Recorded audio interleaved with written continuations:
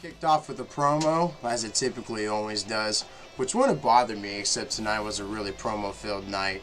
We'll get into that as we go along.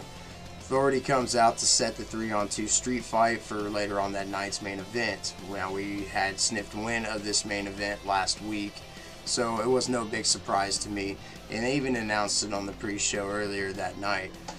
But the main event is going to be Cena and Ambrose versus Rollins, Kane, and Randy Orton in a street fight. Now, usually when WWE does street fights, I'm not looking forward to them whatsoever. They hardly use weapons. It's not even really much of a stipulation. But this one did surprise me.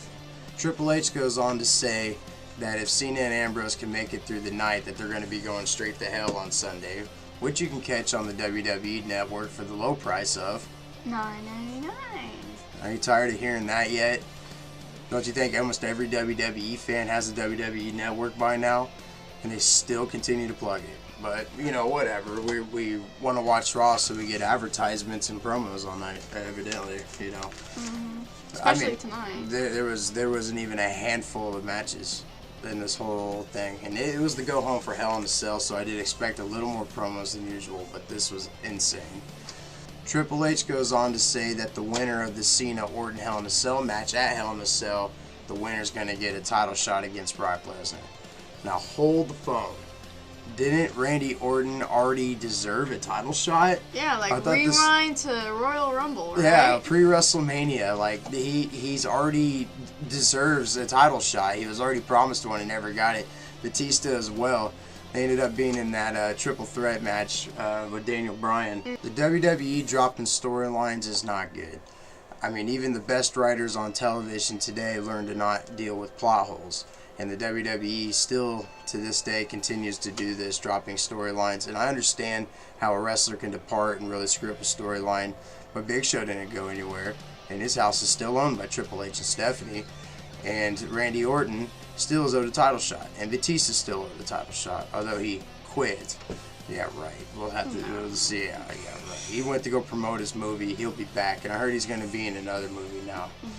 So they moved on to a Sheamus and Miz feud package. This feud is pretty much irrelevant, especially for the Miz just coming out of the Intercontinental title picture. So it really doesn't make sense for Miz to be in this picture, especially if they plan on him winning. I don't see that happening. Me neither. Sheamus will beat him in Hell in a Cell. Absolutely, I agree. I mean, Sheamus will move on to bigger, better things. Miz and Mizdow will probably go be a tag team. They need more tag teams, so that would actually work out pretty well. They're not terrible wrestlers. They're just not as charismatic as you would think a WWE champion would be. However, Miz has been champion, much to my dismay. Sheamus and the Usos versus Goldust, Stardust, and The Miz, or what was supposed to be The Miz, ended up being Damien Mizdow. They continue on with the gimmick. So I think it's pretty neat. It's something that they can work with, especially with Miz doing his movie career thing. They can really play off of it pretty good. This match was mainly about getting your sights on Hell in a Cell. They want you to look at Sheamus and Miz feud. They're going to go against each other at Hell in a Cell for the United States title. And the Usos are going to go against the Dust Brothers for the tag team titles at Hell in a Cell, and that apparently is going to be on the pre-show. However, they tend to change that every once in a while, so it's hard to really say that for sure, because later on in the night they said that Mizdow TV is going to be on the pre-show, so we'll just have to just see what happens at the show. So again, WWE and the lack of consistency, but then again, I read that on the internet. You can't always believe what you read. So they all had their spots in this match. It ended up being a Mizdow win off a distracted Sheamus. The WWE tends to do distraction wins whenever they don't want to make a relevant party look weak. So all in all, this match, 5 out of 10, my opinion. They had a commercial in the middle of it. That's always a drag for me, and I wish they wouldn't do that, but they do. I mean, it's not like they didn't have 100 other spots in this event tonight where they couldn't have plugged commercials, but you know. Well, even when they were entering the ring, they took at least a good 5 minutes per person. Yeah, they do that, and especially toward the main event, they always drag out them intros. But all in all, not a very memorable match. Not very good. This was like a rematch of like 2 weeks ago. Not very good. But Hell in a Cell, we should see better action out of Sheamus and Miz. They'll have more time to get things together. And hopefully the Usos and the Dust Brothers put on a better tag team match than they did the last time. Although they'll retain their tag team titles, almost guaranteed. They haven't had them that long, and the Usos just got off of a big reign. So we'll see how that all goes, you know. Next, we saw Randy Orton talking to Triple H, saying that he needs to personally thank Seth Rollins for all of his help. It's coming. That's right, another Wyatt promo, and they are really plugging these guys going singles. They have repackaged the Wyatts, and it looks like they're going to go all on their own. So we'll see how that goes. They didn't have a typical breakup like they do with factions, like let's say the Shield, where they'd have a nasty breakup. They're letting them go easy, and I bet this will accumulate at Hell in a Cell. Just my quick prediction right now. Hell in a Cell, this whole Wyatt story thing starts coming together and starts making a little more sense. Next up was AJ and Alicia Fox with Paige on the outside with some conflict. Throughout the match, AJ dominated. At one point, Alicia did run out of the ring. Paige was there and they were pushing each other, and Paige told her to get back in there and threw her back in there. AJ was not looking at that, and she got pinned for it, so Alicia won this match. Via distraction again. AJ has seemed to be losing a lot of matches in this fashion. I guess that's just the way they're making her right now. We see that Randy Orton's found Seth Rollins, and he says thanks, but he can take care of himself and to stay out of his business. Rollins responds by saying, if you beat John Cena at Hell in a Cell, then you get Brock Lesnar. And let's say you beat Brock Lesnar, then the future's going to take care of itself. And he shows him the briefcase. We roll in after a commercial break to another fucking promo. And it was very boring to say the least. Randy Orton came out and rambled on how he's going to beat John Cena at Hell in a Cell. And then, of course, Cena came out in typical WWE fashion, talking about how he's going to beat Randy Orton at Hell in a Cell. Paul Heyman interrupts, and he comes down to the ring with his big words, his $1 million words, and his $1 million script that he comes out with saying, and, you know, no, I'm not talking shit to Paul Heyman. I like Paul Heyman. He's great. You know, he's a great talker. He's definitely a man of history in terms of the wrestling world. But he comes out and he says, you two are stepping in the ring as equals, but my client has no equals. And although one of you will win at Hell in a Cell, ultimately you're going to lose because you're going to have to face his client. Cena gets upset, teases an attitude adjustment to Heyman, just ends up putting him down, which was his mistake. Randy Orton RKO's Cena and ends up RKOing Paul Heyman. Alright, so Rusev and Big E Langston. It has been a long damn time since I've seen Big E Langston. I was about to say, who was that? Who? Yeah, Big E? Big E. Big E? Oh wait, they don't call him Big E Langston either. That's yeah. Well, they drop last names once they go into the main roster from NXT, I guess. But this was a big man match, a squash match, and Big E, what has happened to Big E? He just fell off. Like, not only has he not been on TV, but he hasn't been getting no push, no nothing, been involved in zip. I don't know if he's been busy or hurt, or he just sucks. The WWE, they need to be answering some questions on that one. But Rusev would remain dominant in this one, and they went to a commercial break. We came back off of the commercial break. He's and still dominant. I think in like every match there was a commercial. I'm not even kidding. It was insanely bad. Out of like the 5 matches there was tonight. 4, I think. 4 or 5, something like that. There's always commercial. Either way, double that for the promos in the night. It was a shitload of promos. God. But Rusev beats him with the Accolade. There was nothing, and I mean zip, memorable about this match. They were just working to the finish, and the finish was Rusev got on the mic. He started talking smack on the Big Show, who he's going to face at Hell in a Cell, by the way. He says he's going to rip Big Show's heart out, need it, and Big Show will fail his country. And then that's when his flag cue went off, and it didn't come down. Big Show showed up on the Titantron laughing in a dumb, gay-looking manner. Like, literally, that's how it was. And then the flag cue hit, and the American flag came down, and some patriotic music started playing. And Rusev went over there to tease a rip down of the flag like Big Show did a few weeks back. Yeah. And then some military guy that just happened to be in the audience. He was a plant. He was an obvious WWE plant.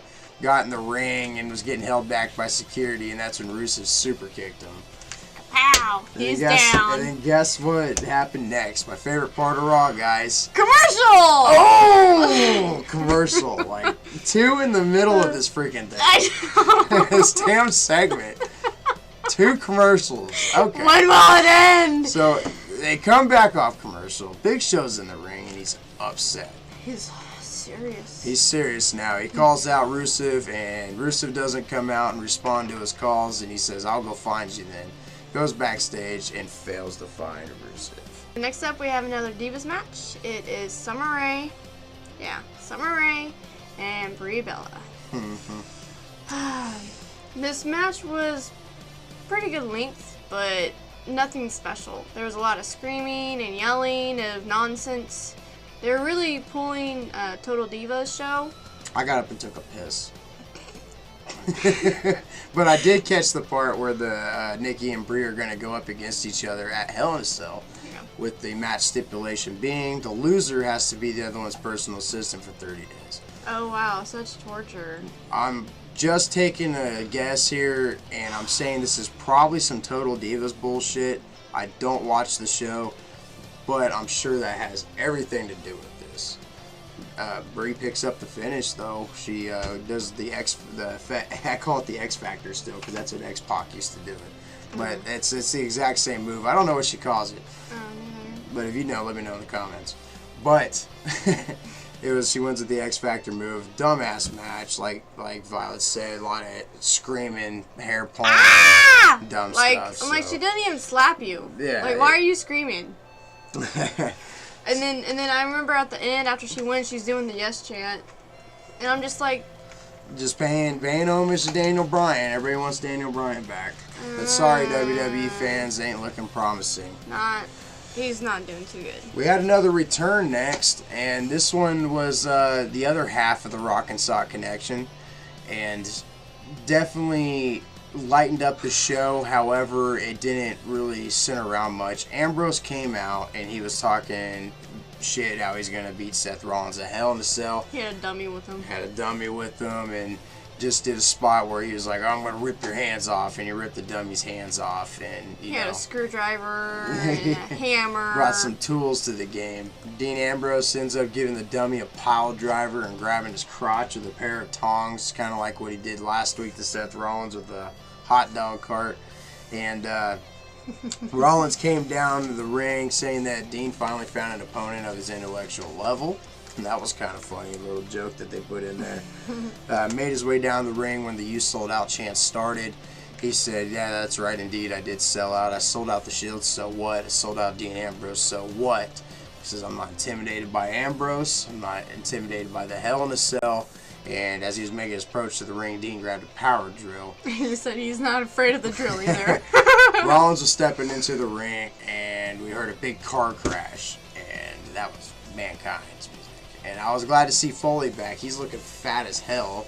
And he's got this this weird thing where he's wearing Santa Claus clothes. And this is like his 300th consecutive day wearing Santa Claus clothes.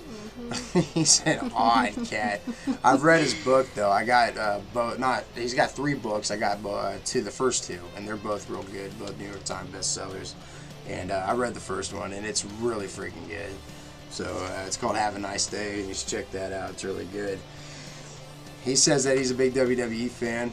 Yeah, he likes Rollins and he likes Ambrose, and he watches Raw and SmackDown, and he watches the pay-per-views on the WWE network for an undisclosed sum of money every month. $9.99. Yeah, just poking fun at all the $9.99 promos. That was pretty funny. And if you ever heard Foley off the cuff, man, that guy is really harsh and really critical on the WWE. He's pretty entertaining to listen to, and his podcast is really great. But he came out, and he said he came out to visit an old friend, which was the Cell. Foley goes on to say that he picked Seth Rollins to win, against Dean Ambrose in almost any scenario except the Hell in a Cell. He tells them both that the scars you will not heal from. Ambrose thanks Mick and tells him he's not worried for Hell in a Cell and asks Seth Rollins if he is. Seth tells Ambrose that he's out of his damn mind, and Mick tells them both that they're out of their damn minds and to have a nice day. So not really a big pop return for Mick, not like it was with The Rock last week, but it was definitely cool to see him back. Too bad he couldn't come back with The Rock. That would have been awesome. Yeah. And had a Rock and Sock Connection reunion. So, next they went ahead with Ziggler versus Cesaro. I was not expecting this match to be on Raw, and even more so, I was expecting it to be for the Intercontinental title next time we saw them together. But neither happened. I mean, like, it wasn't a pay-per-view match, and it wasn't for the Intercontinental title. I'm not complaining, though. It was a good match. It was technical, just like the last time these guys were getting together. I mean, it made my match of the night, once, or I think even twice it's made my match of the night. So they definitely know how to work together. Again, like I said, disappointed this wasn't a pay-per-view title match. I think Cesaro needs a big push. Excellent for a very promo-heavy Raw. This Raw was incredibly heavy on promos. You spent most of your time watching them, and if you like commercial breaks and promos, this is your show. So, other than Ziggler covering too much, I think he pins too much, and I don't know if maybe he's got bad hearing problems and can't communicate very well and needs to be that close to hear, the next moves and what's going to go on in the next spots, but it does seem a little bit extreme at times. Cesaro hits him with the European uppercut, gets the pinfall, and then ends up hitting him with the neutralizer after the fact, definitely ensuring that he's a heel. So, again, like I said, I want Cesaro to get the push, not Ziggler. Like, he's had the belt now, so what? Who cares? He doesn't even carry it with as much pride as, let's say, a Cesaro would. So, all in all, though, the good match, the best of the night. So you know what happens next during the Hell in a Cell promo? Yeah, I do. I thought it was pretty cool. The montage would have made a lot more relevancy if it was 10 years older. But they're trying to highlight the brutality of Hell in a Cell. But I'm sorry, who gives a shit? I mean, they don't even act like Hell in a Cell is even that big of a stipulation. I have literally seen a Hell in a Cell match, and may I bring it up, but Daniel Bryan and Randy Orton last year, where like almost zero weapons are used, and like zero factor with the cell it's not even relevant. They try to say, oh, we'll keep guys in together, but you could do that if you just borrow them from ringside. What's the damn difference? It's just like having pinfalls and submission and cage matches. So as for the WWE with this awesome promo, it was cool, but it's not really relevant because the brutality is not there, and the Hell in a Cell is not what it used to be. Now the main event. It was John Cena, Dean Ambrose versus Seth Rollins, Kane, and Randy Orton in a 3-on-2 handicap street fight. I was expecting this match to have zero weapons used, especially out of these clowns, but much to my surprise, there was a shitload of weapons used, and it mainly out of Dean Ambrose. He seems to be the one that's willing to take the blows. Cena as well actually surprised me today. He took a couple weapon shots, and that was real cool. A few chairs and a table. That's right. And then early on, Cena Ambrose dominated this thing, especially with the weapon use out of Ambrose, the chair shots. However, the Authority would rally back, get Ambrose out of the ring by himself. After they beat him up, they went to corner Cena in the ring, and that's when the cell started dropping. Dean slides in really fast. Really quick. We're at the last second, gets in the ring. So Ambrose on the top rope takes out the Authority with one crossbody. He gets alone with Randy Orton and hits him with the chair shot off the top rope. Randy Orton no-sells this and wins with an RKO finish, and officially wins the match. Next thing you know, Rollins gets back in the ring and curb stomps Randy Orton. Rollins warned him earlier in the night that he's the future and to not mess with him. And this looks like they're maybe pushing Randy toward a face turn, and definitely solidifying Rollins as a heel. And he ended up standing tall on this one. Actually, matter of fact, standing tall on top of the cell in this one. So, very cool, very cool. Now, it's definitely making me think that Raw is going on a slow downturn. We'll see after Brock Lesnar gets back what kind of hype it gets back into. Maybe some better storylines. Maybe even the Wyatt's coming back. Because I give this Raw a 5 out of 10. You know, and like my Raw reviews have not been that high. Because, you know, they just don't seem to be putting on the quality show that they've known to have done in the past. With that said, we got SmackDown this week. And Violet and myself will be bringing you a special show. Tomorrow night we'll be sitting in attendance at the SmackDown taping. And our review will be coming early this week. And it'll be very fun. There'll definitely be some live clips in there. So please check it out. It'll be very cool. I definitely plan to have that uploaded Wednesday. As well as the TNA Impact review. Thanks everybody. I appreciate it. It's been WD and Violet here bringing you this every week. We work very hard. We appreciate all the likes, the subscriptions, and the comments. Awesome. Keep it up. We're over 300 subscribers now, and definitely appreciate it. I'm WD. I'm Violet. And we're out.